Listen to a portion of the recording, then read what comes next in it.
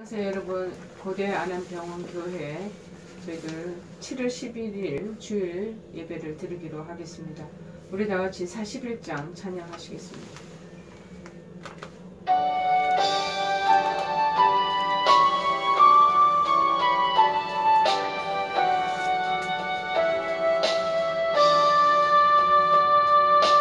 내 영혼아 주 찬양하여라. 온 뜻과 정성을 다 모아서 사랑과 은혜 풍성하시니 주 안에 참된 기쁨이 넘치도다. 내 영혼아 주 찬양하여라. 그 발로 행하신 그 위엄은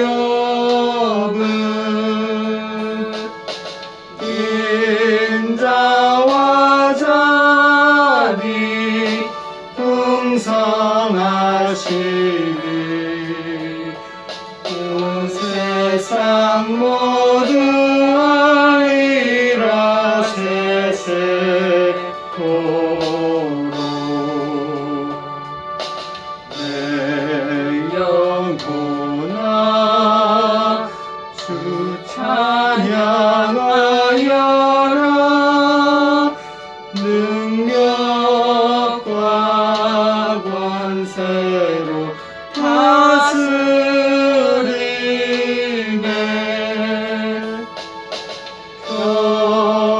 교만한 자는 물리치시고 미약고처럼 백성들 높이시네.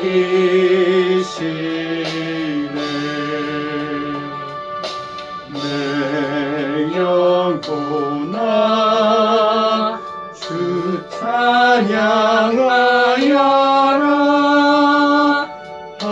하나님 약속은 늘 신실해. 온 세상 향해 크게 말하라. 내 주님 위대하심을 영원토록.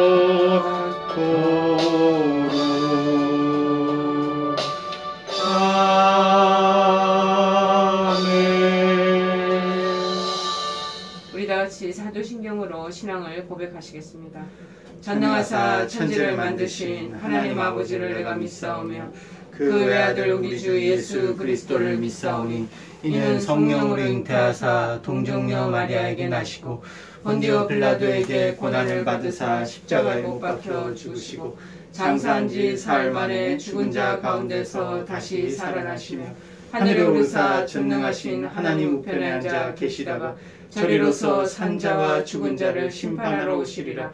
성령을 믿사오며 거룩한 공예와 성도가 서로 교통하는 것과 죄를 사하여 주시는 것과 몸이 다시 사는 것과 영원히 사는 것을 믿사옵나이다. 아멘. 오늘 하나님께서 저희들에게 주시는 말씀은 구약성경 요나서 4장 1절에서 7절 말씀을 보시겠습니다. 요나서 4장 1절에서 7절 말씀입니다. 페이지 수로는 1289쪽입니다. 1289쪽 요나서 4장 1절에서 7절 말씀입니다. 다 찾으신 줄 알고 제가 봉독해 드리겠습니다. 요나가 매우 싫어하고 성내며 여호와께 기도하여 이르되 여호와여 내가 고국에 있을 때에 이러하겠다고 말씀하지 아니하였나이까.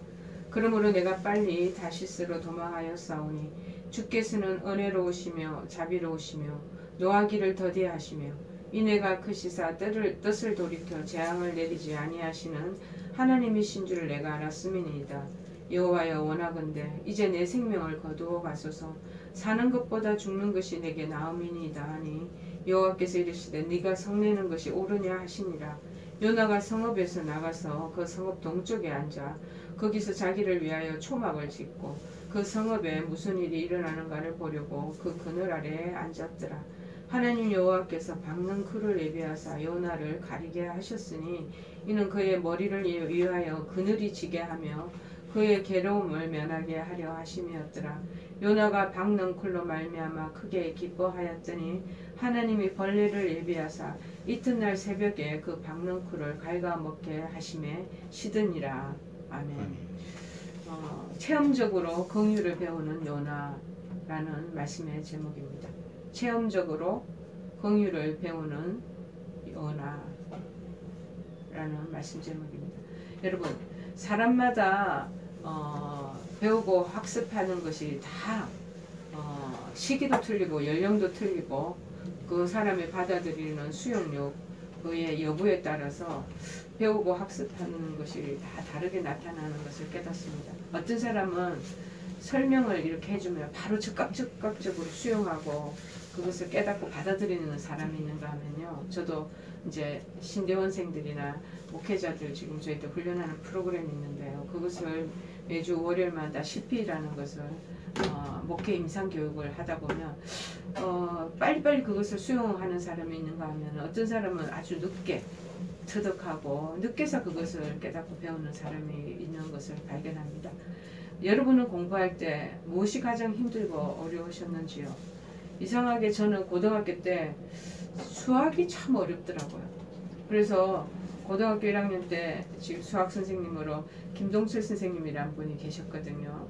그분 수학 선생님이신데 저희들이 이제 선후배들이 모여가지고 그 선생님 집에서 쉽게 얘기하면 과외를 한 적이 있습니다.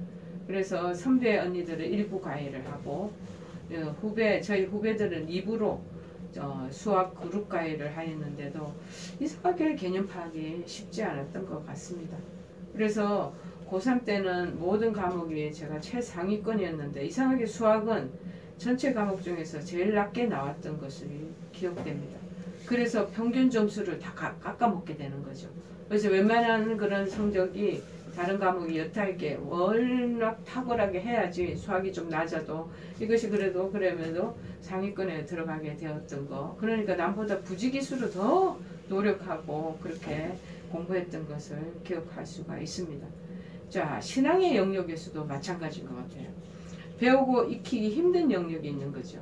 그래서 제가 어떤 사람은 헌금을 힘들어 하시는 분이 계시고 또 어떤 사람은 전도를 잘 못하시는 분도 계시고 사람들 앞에 나가기만 하면 쑥스럽고 멋쩍고 이거 어려워서 사람들 앞에 이 대인관계가 힘들어하는 분은 있는 것 같습니다.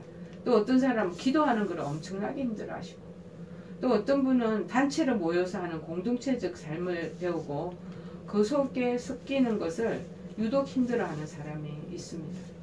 그래서 교회 생활을 오랫동안 했지만 작은 소그룹에서도 기도를 시키면 저희들이 이제 감리교니까 속회라는 게 있어서 그 안에서 어느 정도 신앙이 좀 연조가 계시기 때문에 대표 기도를 시키면 막 그냥 손살을 치시며 질급을 하시는 그런 권사님도 계시고 집사님들도 있으신 거죠. 그래서 만약에 또 기도시키면 저는 속회, 이 구역회 나오지 않겠다고 엄포를 얻는 분도 계시는 것입니다.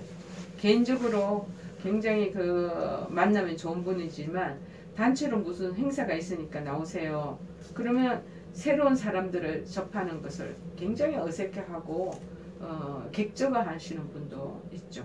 또 어떤 분은 성경 공부를 하고 성경 구절 암송을 어려워하면서 제발 자기를 그렇게 암송 이런 거 시키지 말아달라고 요청하시는 분도 계시고 그러나 교회 청소는 내가 열심히 잘하니까 교회 청소는 열심히 하겠다고 말하는 사람도 있으시고 어떤 집사님 권사님은 여성교회에서 돌아가면서 성가대 식사 당번을 할 때 교회 식당에서 반찬 만들고 설거지 하는 것을 힘들어 하시는 분이 또 계시더라고요.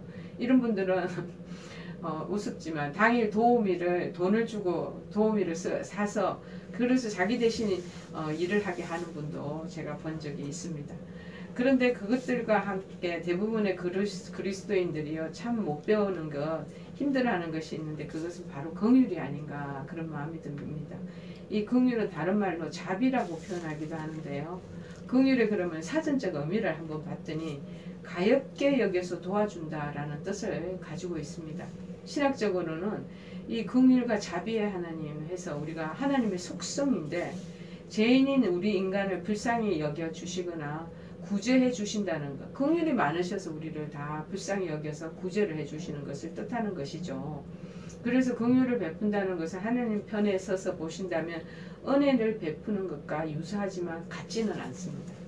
은혜는 받을 만한 가치가 전혀 없는 사람에게 주어지는 호의예요. 호의지만 긍휼은 비참한 사람에게 베풀어지는 동정이라는 것을 말하고 있습니다. 그래서 물론 이거는 단순한 감정이 아니라 행동으로까지 이어지는 깊은 감정을 말하는 것이죠. 그래서 존 메가드 목사님은 긍휼을 이렇게 묘사하고 있습니다. 긍휼은 먹을 것이 없는 사람에게 먹을 것을 주는 것과 같다. 긍휼은 사랑을 애걸하는 사람을 보면 사랑을 주는 것과 같다. 긍휼은 외로운 사람을 보면 그의 친구나 벗이 되어주는 것이다. 긍휼은 궁핍한 사람들의 필요를 단순히 느끼기만 할 뿐 아니라 그 필요를 채워주는 것이어야 된다. 그래서 하나님은 우리가 긍휼의 사람이 되길 원하시는 것이죠. 즉 잘 안되면 하나님께 긍휼을 받아서 누릴 뿐만 아니라 그것을 또 긍휼을 배워서 다른 사람들에게 실천하기를 원하신다는 것이죠.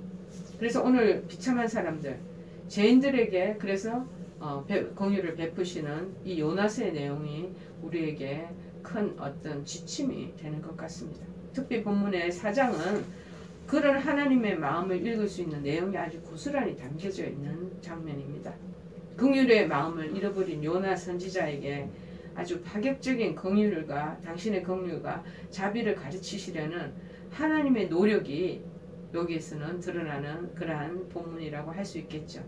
이 과정을 통해서 요나는 긍휼을 배울 수가 있어서 잘 긍휼의 사람으로 좀 변화가 되기를 그렇게 바라고 그것이 또한 이 요나를 통해서 우리에게 주시는 교훈으로 삼기도 하는 것입니다. 본문의 내용을 보면 어찌 보면 요나는 우리도 잘 안 되는 것과 같이 긍휼을 더디게 배우는 그런 학생과 같은 처지가 아니겠는가라고 우리 보면 좋겠습니다. 요나가 그럼 어떻게 긍휼을 배우는지 보면서 우리도 그 교훈을 깨닫게 긍휼의 사람으로 성장해 가기를 원합니다. 첫 번째 보니까 요나서 3장에는요. 선지자 요나의 말씀 선포가 나오거든요. 그래서 말씀 선포를 하게 해서 니느웨 전 지역이 회개하는 놀라운 일이 나오는 장면입니다. 이 니느웨라는 곳은 아수르의 수도였습니다. 그런데 그곳 이방 지역의 사람들 아니겠습니까? 그곳 사람들이 굉장히 악한가 봐요. 심성이. 악하고 잔인하기로 아주 악명이 높은 곳이에 그 도시였던 것 같습니다. 그래서 하나님을 섬기기는커녕 하나님의 존재를 인정하지도 않았던 아주 우상 숭배의 나라, 그 나라가 아수르인 것인가. 그런데 그런 그들이 하나님께서 보내신 이스라엘 선지자의 말씀에 회개의 반응을 조금씩 보이기 시작하는 거예요. 그런데 하나님께서는 그들의 진실한 그 회개를 보시고 자비를 베푸시기 시작하시는 거죠. 그들을 긍휼히 여기셔서 계획하시고 이제 아수르 이 땅을 무너뜨리겠다, 멸망시키겠다 했던 그 마음이, 하나님의 마음이 이 계획했던 재앙을 내리시지 않는 쪽으로 방향을 전개시켜 나가시는 것입니다.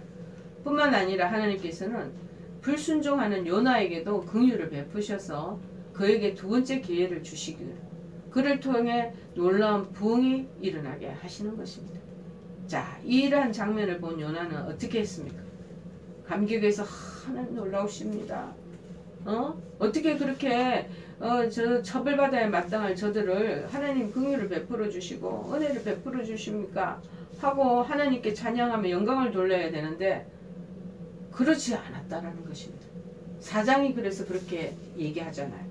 요나가 매우 싫어하고 성내며, 요나는 니느웨가 회개하는 것, 하나님의 정말 재앙을 내리고 아주 진노를 퍼부으셔야 되는데 방향을 바꾸셔서 용서하는 그 감격적인 드라마를 보면서 화가 나기 시작한 거예요. 하나님의 처사가 너무나 못마땅한 거예요. 화가 나서 견딜 수가 없는 것이에요. 매우 싫어하고 막 성을 내기 시작하는 거예요. 요나만 그렇습니까? 우리 자신을 한번 보시기를 바랍니다. 우리 각자에게도 다 그런 마음이 다 조금씩 조금 더 많이 더 극한 상황의 사람의 그 분량대로 다 그러나 그 마음이 원초적으로 다 깔려있는 사람입니다. 내가 잘못했을 때는 그냥 넘어갔으면 그런 싶은 마음이 들죠. 하나님께서 내게 긍휼을 베푸시기를 원하겠죠. 그러나 다른 사람이 남이 잘못했을 때는 상황과 얘기가 스토리가 달라지는 거예요. 특히 내가 별 탐탁치 않게 여겼던 고깝게 여겼던 사람이 그러한 경쟁자의 경우에는 그런 마음이 더 심하게 될 수도 있는 것입니다. 하나님이 그에게 자비를 베푸시면 우리는 화가 나는 거죠. 요나는 어쩌면 우리와 그렇게 꼭 닮아 있는지도 모르겠습니다.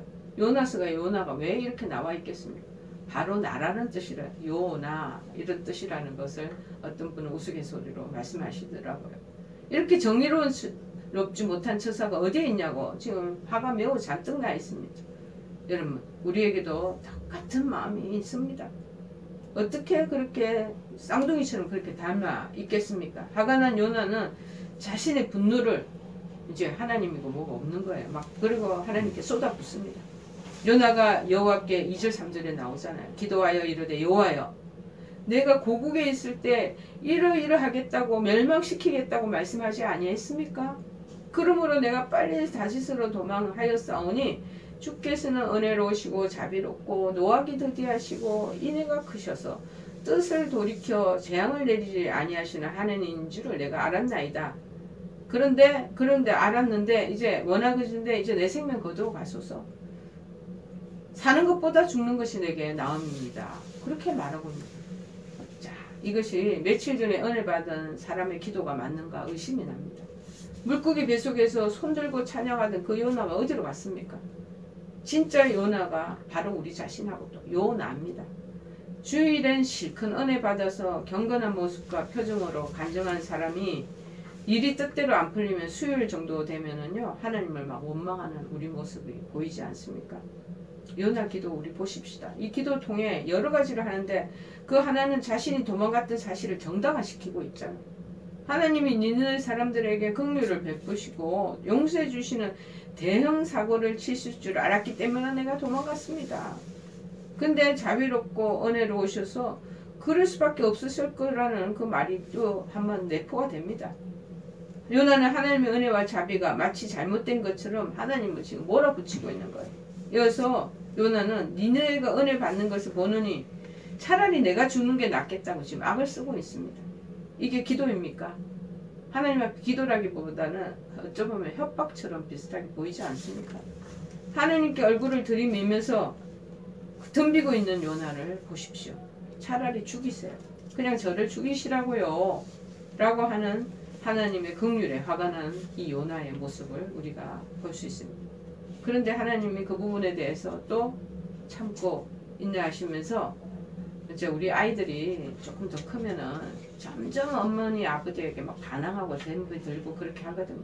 그럴 때 그들을 처벌하고 그냥 혼쭐을 내면 속이 시원하겠지만 우리 부모님이 다 알면서도 그거 참아가면서 견디고 인내하면서 받아주는 모습이 이 하나님 아버지의 그 마음에 그 비추어서 이렇게 느껴집니다. 그래서 하나님이 이제 긍휼을 가르쳐 주시는 거예요. 에노식이 긍휼을 모르는구나. 어떻게 가르칩니까? 그래?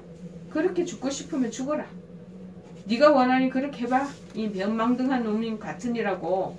그러면서 나뭇가지로 요나 머리를 후려치면서 큰 강풍을 보내 요나를 바다에 다시 빠뜨려 익사하게 하셨습니까? 근데 진짜 하나님의 반응은 4절에 나와요. 뭐라고 하십니까? 여호와께서 이르시되 내가 성내는 것이 옳으냐? 네가 아버지 앞에 이렇게 마구대고 무턱대면 이거 분풀이 하는 게 맞냐? 옳겠냐? 하고 물으시는 모습이죠. 하나님 슬픔과 분노와 실망의 복잡한 마음이 그 안에 마음에 있으셨을 거예요. 우리가 자녀가 함부로 부모에게 반항하고 저항할 때 슬픔의 마음도 들어있습니다. 그리고 또한 분노의 마음도 있겠죠. 그리고 우리 자식 키워놔도 저것밖에 안 되냐는 실망의 마음, 이 복잡 미묘한 마음이 그 안에 가득 찬다는 것이죠. 우리가 사춘기 때 10대 자녀 설득하려면 참 신경이 어렵습니다. 얘들도 마음이 수시로 변덕스럽게 변하는 거죠. 그거 보면 부모들이 보고 있으면 속이 터지죠. 그런 자녀를 설득하는 부모처럼 요나에게 지금 말하고 있는 거예요. 요나야, 한번 생각해 보아라. 이게 화낼 일이냐? 그리고 네가 하나님께 화낼 권리가 있다고 생각하니? 하고 질문하시는 거예요. 그러나 요나가 뚱하게 입이 튀어나와 대답도 하지 않고 나중에 성읍에서 그냥 빠져나가 버립니다. 가출하는 거예요. 쉽게 얘기하면. 5절에 보니까 그렇게 나옵니다. 요나가 성읍에서 나가서 그 성읍 동쪽에 앉아서 거기서 자기를 위하여 초막을 짓고 지금 삐져 있는 거죠. 그 성읍에 무슨 일이 일어나는 걸 보려고 그 그늘 아래 탁 앉아 있는 거예요. 아마 요나는 하나님께서 말씀하신 40일이 되기 전에 성읍을 빠져나온 것 같습니다. 그러고는 하나님께서 어떻게 하시나 한번 두고 보자 하고 끝까지 지켜보려고 관망하는 자세죠. 아이들이 우리 보통 어릴 때 실컷 혼나고 일부러 반항해서 밥 안 먹는다고 그러고 나가서 저 골목길 어귀에 딱 숨어가지고 등에 기대서 담벼락에 씩씩거리고 있는 모습하고 거의 비슷하지 않습니까? 그러면서 니느웨 성에 불과 유황이 확 쏟아지기를 바라는 요나의 모습을 한번 상상해 보십시오. 그런 요나에게 하나님께서는 얘가 잘 긍휼에 대해서 모르는구나, 내 마음을 못 읽구나 라는 마음이 들어서 체험적인 교훈을 주시기에 작업에 들어가시는 장면이 그 다음 하반부에 나옵니다. 먼저 아주 빨리 자라는 박넝쿨 하나를 준비하셔서 요나의 머리에 그늘을 먼저 만들어 주시는 거예요. 자, 그러자 요나는 굉장히 서늘한 그늘 밑에서 편안함을 느끼고 기분이 좋아졌습니다.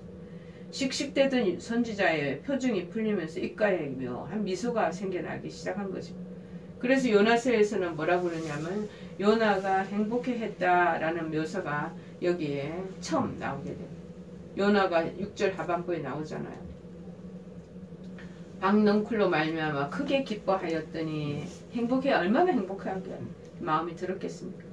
자, 요나는 하나님으로부터 사명을 받았을 때도 니느웨에서 사람들이 자신의 말에 반응해서 회개했을 때도 전혀 기뻐하지도 않았고 행복해하지 않았던 그러니까 뭔가 모르게 아이고 얘네들 멸망받아가지고 그냥 처벌을 받아야 마땅한데 이 자꾸 좋아지게 되니까 막 화가 나는 거예요. 그냥 심술 나는 거죠. 완악한 마음이 있는 거죠. 그런데 나무 그늘 하나에 딱 기분이 엄청 좋아진 거예요.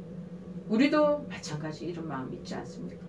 어떤 사람이 정말 어떤 상황적인 어려움에 처해졌을 때 정말 쫄쫄이 고생하고 어려운 상황 속에 완전히 그 환경의 바닥을 치야지 저 사람 정신 차리지 라는 마음으로 그렇게 하향 곡선을 걷기를 바라는데 의외로 그런 부분보다 더 나아진 상황을 보면은 뭔가 모르게 이거 풀지 못하는 뭔 숙제가 그대로 미진하게 있는 것처럼 뜰뜰하게 바라보지 않겠습니까? 그런데 그게 이 얘기 끝이 아닙니다. 다음날 아침에 군뱅이 같은 벌레 하나를 요나의 초막을 덮은 박넝쿨에 올려 보내는 거예요. 그 나뭇잎을 다 갉아먹게 하고 나무가 시들어져서 결국 죽게 만드시는 거예요. 그러니까 어떻습니까? 이파리가 없으니까 박넝쿨에 그 잎이 없으니까 완전히 그늘이 온데간데 없으신 거예요. 땡땡볕이 막 땡볕이 내리쬐는 그런 뜨거움을 맛보는 낮 시간이 되고 말았습니다. 그랬더니 행복했던 요나 기쁨이 사라지고 미소도 사라지고 중동의 불타는 기후에서 강한 햇볕만이 요나의 머리 정수리로 막 내리쬐는 거예요. 땀방울이 머리 이마에 송송송송 흘러내리기 시작하겠죠. 설상가상으로 그것만 있는 게 아니라 동풍이 막 그 뜨거운 바람이 들어오기, 사막 바람이 들어오기 시작합니다. 요나는 그야말로 멘붕 상태가 된 것입니다. 요나의 이 좋았던 기분이 바로 바뀌어집니다. 그는 또 화를 냅니다. 자, 그 하반절에는 여러분 안 보셨겠지만 하반절에 나옵니다. 하나님이 요나가 8절에 하반절에 보니까 혼미하여 스스로 죽기를 구하여 이르되 사는 것보다 죽는 것이 내게 나으니이다 하니라. 죽는다는 게 자기가 내가 죽어 엄마가 아버지가 자꾸 나 괴롭히거나 나 떨어져 죽을 거야. 애들이 사춘기 애들이 수시로 엄마 아빠를 은근히 협박하는 위협하는 그런 말투를 많이 씁니다. 죽는다는 게 무슨 비장의 무기인 것처럼 걸핏하면 죽겠다고 지금 협박을 하잖아요. 그렇게 하나님께서 어떻게 하셨습니까? 9절에 말합니다. 하나님이 요나에게 이르시되 네가 이 박는 쿨로 말미암아 성내는 것이 어찌 옳느냐 그렇게 하시니라. 박는 쿨로 말미암아라는 말을 빼면 이 4절하고 똑같은 질문이 되지 않겠습니까? 자, 여호와께 이르시되 네가 성내는 것이 옳으냐? 요나가 정말 화낼 일에 화를 내고 있는 일인지, 그리고 자기 자신을 스스로 보기를 원하시는 거예요. 도대체 이 요나 선지자잖아요. 선지자라는 사람이 박는 쿨 하나 때문에 기뻐하고 또 박는 쿨이 없어졌다고 화를 내는 것이 이게 가당한 일인지 깨달기를 원하신다는, 눈앞에 이루어지는 니느웨라는 거대 도시의 그 사람들 구원을 바라보면서 그것을 기뻐해야 되는데 지극히 이기적인 자기 중심적인 생각으로 지금 박는 쿨 하나가 있어서 거늘지면 행복한 마음이 들고, 그리고 또다시 이 벌레를 준비해가지고 그걸 다 갉아먹도록 만들어서 다 시들어버리고 햇빛 머리 내리쬐고 동풍 바람이 뜨거운 바람이 몰아쳐서 짜증이 나고 지금 막 화가 나는 그 상황에 있는 네가 그게 옳은지 어떤지 네 자신을 한번 보라는 거죠. 그런데 요나 대답은 더 또 실망이 되는 소리를 합니다. 9절 하반부에 보면은 그가 대답하되 내가 성내어 죽기까지 할지라도 옳습니다. 하나님, 내가 이렇게 하는 게 맞아요. 그렇게 대답을 하지 않습니까? 사람, 인간, 영혼에 대한 긍휼과 연민의 마음을 가져야 되는 이 선지자가 그런 마음은 어디론가 다 내팽개쳐버리고 완전히 개인적인 문제로 죽기까지 화를 내는 선지자 모습이 혹시 그 속에 내 모습이 보이지는 않는 것입니까? 자, 마침내 하나님은 요나에게 정말 하고 싶었던 말씀을 하시기 시작합니다. 이 구절은 요나서의 핵심과 같은 구절과 같습니다. 9절에서 10절에서 11절을 말합니다. 여호와께서 이르시되 내가 수고도 아니하였고 재배도 아니하였고 하룻밤에 났다가 하룻밤에 말라버린 이 박는 쿨을 이렇게 아꼈거든. 하물며 이 큰 성읍에 있는 니느웨에는 좌우를 분별하지 못하는 그런 우매한 사람이 12만여 명이나 되고 가축도 또 얼마나 많이 있는데 내가 어찌 그들을 아끼지 아니하겠느냐. 네 작은 박능쿨 하나도 이 생명이 하루 있고 없고에 따라서 희노애락이 네 앞에 왔다 갔다 하는데 이 큰 성읍에 12만 명이라는 이 죽어가는 영혼, 이들 또 가축들 그 생명을 살려준 거에 대해서 네가 뭐가 그렇게 화가 나고 그 사람들 처벌 못해서 네가 이렇게 발버둥을 치느냐. 자, 그리고 이게 요나서 4장의 얘기 전체의 끝입니다. 자, 무슨 미안성 교향곡도 아니고 질문으로 이 얘기가 그냥 아쉽게 끝이 납니다. 매듭도 보이지 있지도 않습니다. 일반적으로 우리가 영화를 시청을 해봐도 엔딩처럼 딱 이렇게 결말이 내지지 않고 묘하게 끝나는 경우가 많습니다. 왜 그럴까요?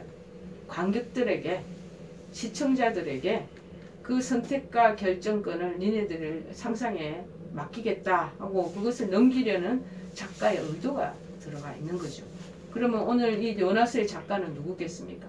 하나님이 아니시겠습니까?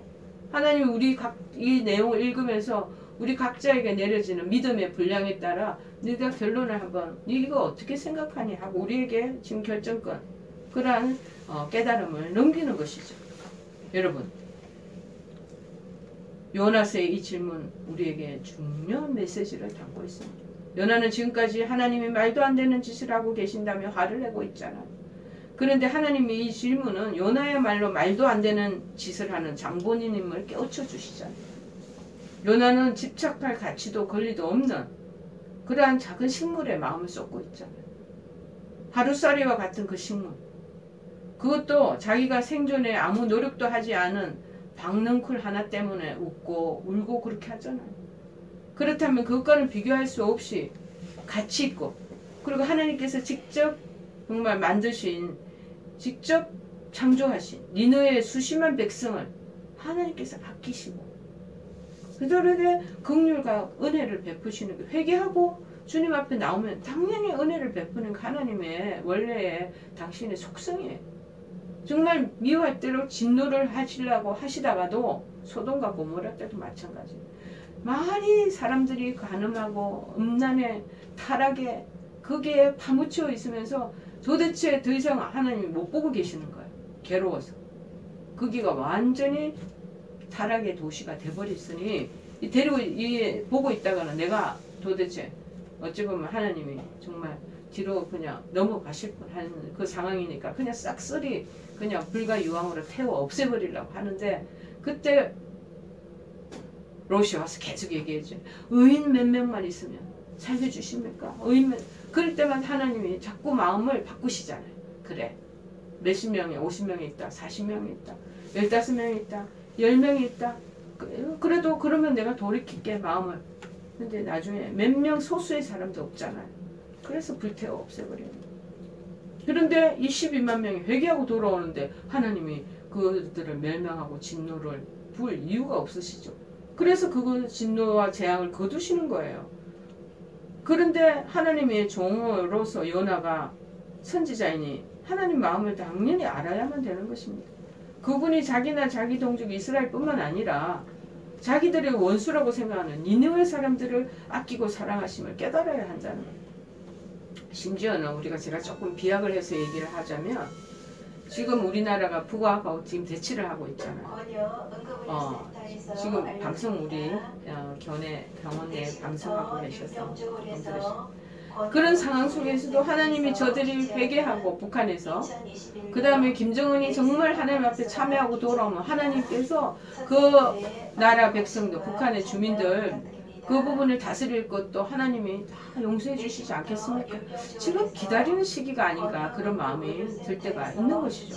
당신이 사랑하는 백성이고 하나님이 원치 않는 이방인이라도 회개하고 참여하고 하나님 앞으로 돌아오기만 하면 다 받아주셔요. 살인마도 받아주셔요. 회개만 하면.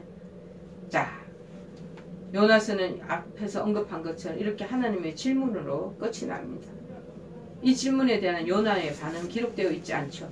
요나가 어떻게 반응했으리라고 여겨집니까? 사춘기 아이처럼 그럼에도 길을 막고 자기도 같이 하나님께 소리를 쳤을까요? 아니면 하나님 그럼에도 그러면 나 또 죽을 것입니다 하고 때렸었을까요? 만약에 그랬다면 이 요나서는 지금 성경에 첨가되지 않았을 것입니다. 그러나 짐작컨대 요나는 하나님의 이 질문을 통해서 깨달음을 크게 얻지 않았을까, 그렇게 우리가 생각해 볼 수가 있습니다. 하나님의 긍휼이 얼마나 파격적인지, 그분의 자비와 은혜가 얼마나 넓은 것인지, 이스라엘뿐만 아니라 모든 사람에 대한 그분의 마음이 어떠한 것인지 알았을 것입니다. 이 수많은 과정을 통해서 어렵게 하나님의 진정한 긍휼이 어떤 것인 것을 배웠으리라 저희들은 믿는 것이죠.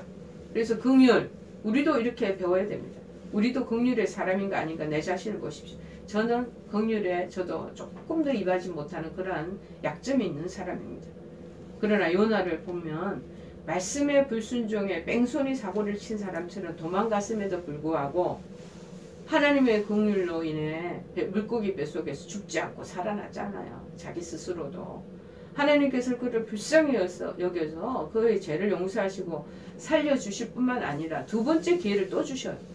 하나님 우리가 잘못을 범죄를 저지르고 하나님 앞에 정말 배신을 때려도 한 번에 그걸로서 끝을 내면 여기서 살아남을 우리 세계 인구는 없을 것입니다. 그런데 하나님께서 새로운 살아날 수 있는, 재생할 수 있는, 쉽게 얘기하면 새 사람이 될 수 있는 기회를 자꾸 주시는 거예요. 두 번째 기회까지 주셔서 다시 말씀을 선포할 수 있는 요나가 되었던 것입니다. 그리고 그 말씀에 대해 사람들이 놀랍게 반응하도록 도와주셨잖아요. 이런 엄청난 긍휼의 소유자인 요나였지만 니느웨 사람들에 대해서는 이방인이라고 해서 그렇게 냉랭하고 차갑게 거지없게 냉담하게 반응하는, 그래서 도리어 심판받기를 속으로 은근히 바라는 그런 요나의 모습을 보시면 우리도 그런 마음이 있다는 것이죠. 독실한 신자였던 요나가 민족적, 종교적으로 자신과 다른 사람이 어떻게 바라보고 어울리는가가 이렇게 보이잖아요. 우리도 믿음의 사람들은 하나님의 긍휼을 베푸고 사랑을 베풀어 주시고 축복 주시기를 원하지만 그렇지 못한 그러한 사람들에 대해서는 우리가 좀 냉소적인 표정과 그런 판단과 심판, 하나님의 심판이 내려지기를 은근히 우리 마음속에 다 있는 것이죠. 자, 그런데 우리가 알아야 될 것은 하나님께서 내게 어떤 긍휼을 베풀어 주셨는지에 대해서 까마득히 잊어버리면 안 된다라는 것입니다. 여러분, 마태복음 18장 21절 36절에 보면은 용서할 줄 모르는 종의 비유에 대한 얘기가 나옵니다. 그리고 1만 달란트 빚진 자의 탕감 얘기가 또 나옵니다. 마치 주인의 긍휼로 10,000달란트 탕감받은 종이 자기도 탕감받은 존재잖아요. 그 사실을 까마득하게 잊어버리는 거예요. 잊어버리고 정말 100내 데나리온 빚진 동료에게 빚 갚기를 요구하는 거예요. 쉽게 얘기하면 현대어로 풀어하면 한 1억을 하나님 앞에 탕감을 받았어요. 1억 빌린 걸 하나님 다 갚아주셨어요. 그런데 내 밑에서 일하던 사람이 한 100만 원, 200만 원을 나한테 꾸어가서 돈을 안 갚는 거예요. 그런데 그것에 대한 것을 막 엄하고 굳은 얼굴로 그것을 막 갚으라고 요구하면서 절대 그 부분에 대한 것을 용서하지 못하는 그런 마음은 우리에게 없는가? 여러분, 우리 스스로가 옳고 나는 정당하다고 생각할 때가 너무 많지만 그것이 우리를 무너뜨리게 하는 것이라는 것을 명심해야 되는 것입니다. 우리는 지금까지 내 자신이 하나님께 어떤 긍휼과 자비를 받았고 그리고 그거 얻고 살면서 누리고 있는지 기억해야 하는 것입니다. 요나스는 하나님이 기독교 공동체 너머의 사회와 그 사람들을 사랑하신다는 것, 그리고 다른 민족에 대한 멸시를 반대하신다는 것, 그리고 사명을 감당하는 법에 대한 많은 통찰을 제시하는 면에서 큰 의의를 두어야 하는 것입니다. 특별히 우리 병원 선교에 임하는 우리 병원의 교육자들이요, 전국 방방각 곳곳에서 오시는 다양한 한우들을 신방하고 영적으로 보살피고 있습니다. 여러분, 어떤 한 사람도 하나님의 그 긍휼과 자비에서 벗어나는 사람이 있어서는 아니 되는 것입니다. 비록 우리의 영적인 보살핌이나 케어를 무시하고 경홀히 여기는 사람이라 할지라도 우리는 그들을 다 불쌍히 여기고 정말 하나님의 긍휼과 자비의 마음으로 그들에게 넓은 아량을 베풀어야 할 존재이기 때문에 그렇다는 것입니다. 저희들도 그런 게 아니라 여러분 자체도 마찬가지입니다. 여러분이 어떠한 사람입니까? 하나님의 긍휼과 은혜로 구원받은 존재가 아니겠습니까? 그럼에도 하나님 또 기회를 또 주시는 거예요. 그러한 회개의 마음과 혹시 잘못을 범했을지라도 다시 하나님 품으로 돌아와서 또 새 기회를 갱신할 수 있는 새 길을 열어주시는 것이 있지 않겠습니까? 회개하는 자에게는 하나님께서 멸하려고 하다가도 그 손을 거두신다는 것을 오늘 니느웨를 통해서 볼 수 있지 않습니까? 여러분, 하나님의 긍휼이 얼마나 깊고 넓은지를 새롭게 인식할 수가 있습니다. 요나도 이론적으로는 긍휼과 자비가 하나님의 속속인 줄 왜 몰랐었겠습니까? 그의 신학적인 서술은 정확합니다. 그러나 그는 당시에 많은 이스라엘 사람들이 그랬던 것처럼 특권자의 자기는 구원받아 특권을 받은 기득권자라고 이게 약간 영적인 갑질하려는 마음이 다 있는 거예요. 교회도 가면은요, 기존 은혜 받은 사람, 구원을 얻은 사람은 자기네들이 교회 기존 터줏대감처럼 떡하니 버티고 그냥 늦게 하나님의 은혜로 들어온 사람들에 대해서는 하대하는 경우가 많이 있고 그런 감정을, 그런 마음을 가지고 대할 때가 얼마나 많이 있습니까? 여러분, 신학적인 서술은 맞습니다. 그러나 그 당시에 많은 이스라엘 사람들이, 유대인들이 다 그렇게 생각했던 것처럼 자기네들이 이스라엘 사람에게만 구원의 놀라운 특권이 적용되는 줄만 알았다는 것. 그렇게 되었으면 좋겠는 거예요. 선택받은 민족이고, 그래서 우리에게만 하나님 특별한 은혜가 임하고 우리만에게 하나님께서 은총으로 늘 그 후손들에게 복을 주시기를 원하고, 이방 사람들, 우리나라에도 지금 외부 이방 민족들이 많이 30만 정도가 들어와 있다고 그래요. 우리 함부로 하고, 미국에도 똑같이 예를 들어 이주민족들, 이민자들이 그렇게 많이 있습니다. 또 혹은 불법자들이 그렇게 많이 모여 있습니다. 자, 그들에게는 구원의 은혜가 없고 미국 사람 백인들에게만 있다고 생각하면 어떻게 되겠냐는 거죠.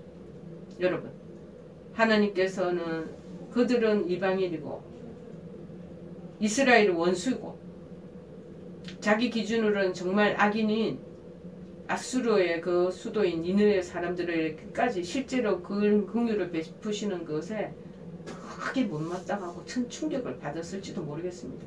아니 경악하고 분노까지 하는 거잖아요. 그래서 숨어서 도망가고 뭐 말씀을 전하는 대로도 안전하고 그 다음에 또 그들을 살려주신다고 하나님의 처분이 바뀌어지고 전략이 바뀌어지니까 또 붕괴하고 뭐 그리고 또 반항하면서도 다른 초막을 집을 짓고 혼자서 이렇게 자기가 그 감정을 풀지 못해서 하는 요나의 모습이 보이지 않습니까? 우리하고 똑같은 거예요. 여러분, 수많은 죄인들이 회개하는 영적 추수의 상황에는 기뻐하지 않고 오히려 자기 자신의 그 하나님의 처사에 대해서만 화를 내는 거잖아요. 그 많은 긍휼이 요만큼 없는 그 요나의 모습을 볼 수 있지 않겠습니까?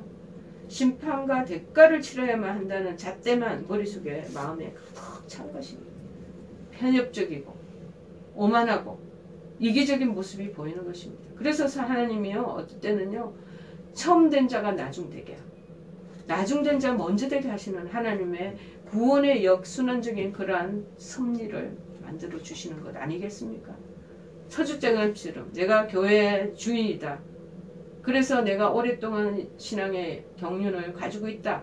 라는 그것을 내세워서 얼마 안 된 사람들을 하대하고 경홀히 여기고 의견을 무시한다면 그것 또한 하나님이 응징해야 될 그런 부분에 책망받을 일이라는 것이죠. 얼마나 오만합니까? 하나님 그거 기뻐하지 않는 거죠. 예수 그리스도의 십자가는 하나님의 긍휼이 얼마나 깊고 넓은지를 보여줍니다. 오죽하면 예수님 십자가에 돌아가실 때 오른쪽 강도 평소에 얼마나 못해 양쪽에 다 강도 살인마잖아요. 묶여있는데 정말 주님을 알아보고 예수 그리스도 안에 정말 당신이 살아있는 하나님이십니다. 당신이 낙원에 있을 때 나를 좀 데려가십시오 하는 오른편 강도에게 긍휼과 자비를 베푸시는 게 보이잖아요. 돌아가실 때까지 마지막 순간에 극악무고한 그러한 살인 강도에게도 은혜를 베푸시는 하나님의 그 사랑을 우리에게 마지막 때 보여주시잖아요. 하나님께서는 우리를 포함한 세상의 모든 죄인들이 얼마나 비참한 상태에 처해 있는지 아시는 거예요. 그리고 그들을 불쌍히 여기십니다. 그래서 독생자를 희생시킴으로 구원의 길을 우리에게 마련해 주셨죠. 그분은 심지어 당신을 십자가에 못 박게 한 사람들도 다 용서해 주셨어요. 우리처럼 하나님을 욕하고 무시하며 살던 이방 죄인들에게도 긍휼을 다 베풀어 주시는 거예요. 우리는 만달란트 빚진 자들입니다. 하나님께서 우리를 불쌍히 여기사 그 모든 빚을 다 탕감해 주셔 없는 것처럼 다 만들어 주셨어요. 빚쟁이가 아니에요. 이제는 자유함을 얻은 노예의 신분에 있다가 자유함을 얻은 사람들이 자유인이 되는 거예요. 그것이 그분을 이해하는 긍휼의 깊이요 넓이가 된다는 것을 우리가 깨닫는 것이죠. 그러므로 내게 100대 데나리온 빚진 사람을 만날 때 그를 향한 긍휼의 마음이 조금도 생기지 않고 이 요나처럼 저기에와 경멸의 마음이 들거나 정의를 요구하고 싶을 때 우리가 십자가를 생각해야 되는 것입니다. 자기를 못 받는 자를 십자가에 못 박는 자 가만히 두고 있겠습니까? 하나님 저희 원수를 갚아주십시오. 그렇게 하시지 않으시겠습니까? 근데 그렇게 안 하십니다. 누가복음 23장 34절에 말합니다. 아버지 저들을 사하여 주옵소서. 자기들이 하는 것을 알지 못합니다. 라고 말씀하신 예수님을 우리가 깊게 묵상해야 됩니다. 그러면 우리는 신적 긍휼의 깊이와 넓이를 다시금 우리의 영적인 큰 안목의 차원에서 인식할 수 있으리라 믿습니다. 그러면 우리는 더 나은 긍휼의 사람들이 다 될 수 있는 것입니다. 오늘 이 말씀을 생각하시면서 277장 찬양하고 축도함으로 예배를 마치도록 하겠습니다.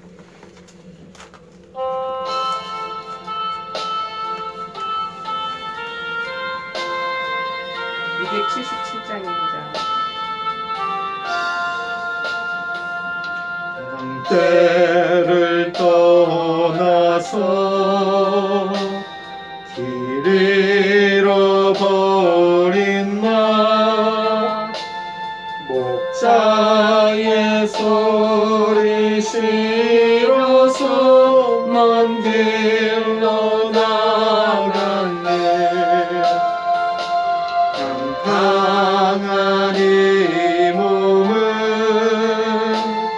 큰 불연 행하여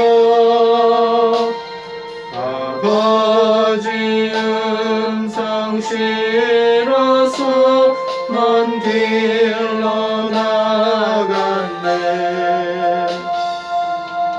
잃은 목자를 그 양을 찾으러 산 넘고 강을 건너며 사막을 지났네. 갈 길을 모르고 나 지쳐 있을 때 그 목자 마침 나타나 날 구원하셨네. 내 목자 예수는 날 사랑하셔서 그 피로 나를 씻으사 온전케 하셨네. 길 잃은 양 찾아 긴 위로 주시고 그 우리 안에 이끌어 늘 보호하시네. 난 때를 떠나서 맘대로 다녔네. 나 목자 음성 들으며 그 길을 따르리. 나 이제 후로는 방황치 않으며 내 아버지의 집에서 영원히 살겠네.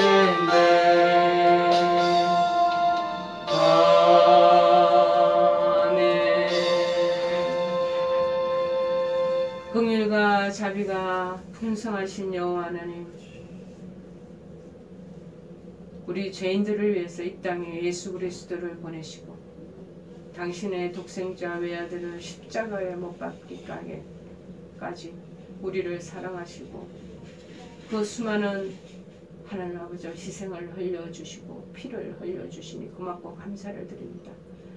그러나 저희들의 모습은 여전히 용서하지 못하고 여전히 저희들의 하나님 아버지 인간적인 판단으로 하나님 아버지 모든 것들을 하나님 평가하고 또 하나님 아버지 정말 많은 사람들을 긍휼히 여기지 못하는 속좁은 그러한 모습의 사람인 것을 고백합니다.